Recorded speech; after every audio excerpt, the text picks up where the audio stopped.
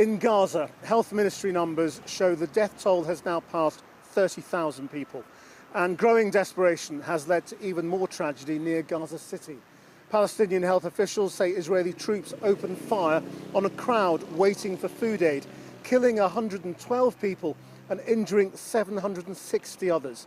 It happened at around 4 a.m. local time as a convoy of aid trucks moved north along Al Rashid Street, passing through an Israeli checkpoint near Nabulsi roundabout. Israeli officials acknowledged their troops opened fire, but say many people were trampled on or run over after storming the aid trucks. Hamas is warning that it could jeopardize the ceasefire talks going on in Qatar. Our international editor, Lindsay Hilsum, reports from Jerusalem. Desperate scenes at Kamal Edwan Hospital in Jabalia as dozens of injured people were brought in after a crowd rushed aid trucks in the early hours of this morning and were reportedly shot by Israeli soldiers.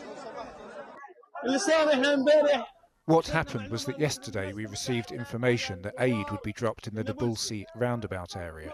All the people from the northern Gaza Strip were there with us, heading to the same place. Then, at 5 to 4, we were surprised by Israeli tanks that came out and opened fire on people randomly and directly. Immediately afterward, all we found were martyrs, the injured and the wounded scattered on the ground in a chaotic and horrifying manner. The dead and injured were transported by donkey cart and stretcher along the beach road where the truck convoy had been moving. It seems more likely that they were victims of small arms than tank rounds, probably fired from a nearby Israel Defense Forces checkpoint. The IDF has a different version of events. They've released edited drone footage that they say shows people climbing over the trucks, and claim that the motionless people on the ground died in a stampede or by being run over.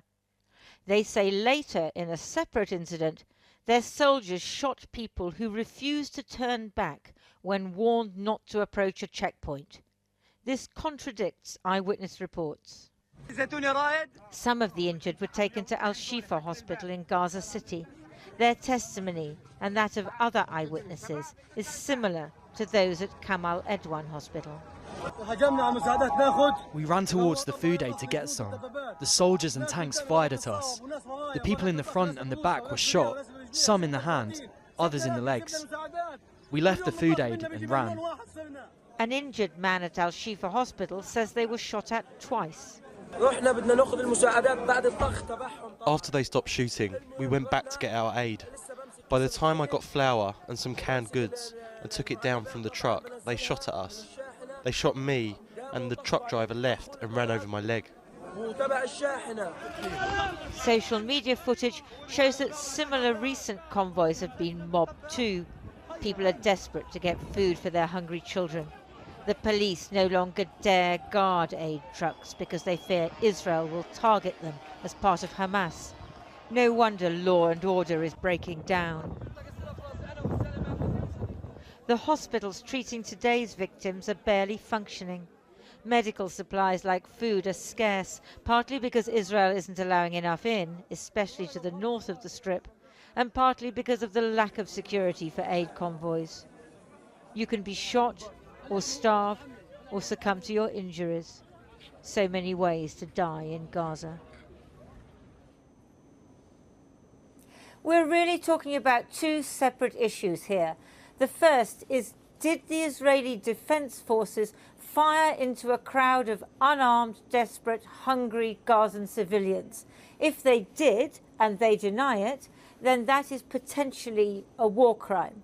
And that is very serious, obviously. And what was said on the ground and what the Israeli Defense Forces have said to us completely contradicts each other. But there's another issue. There's a context for this.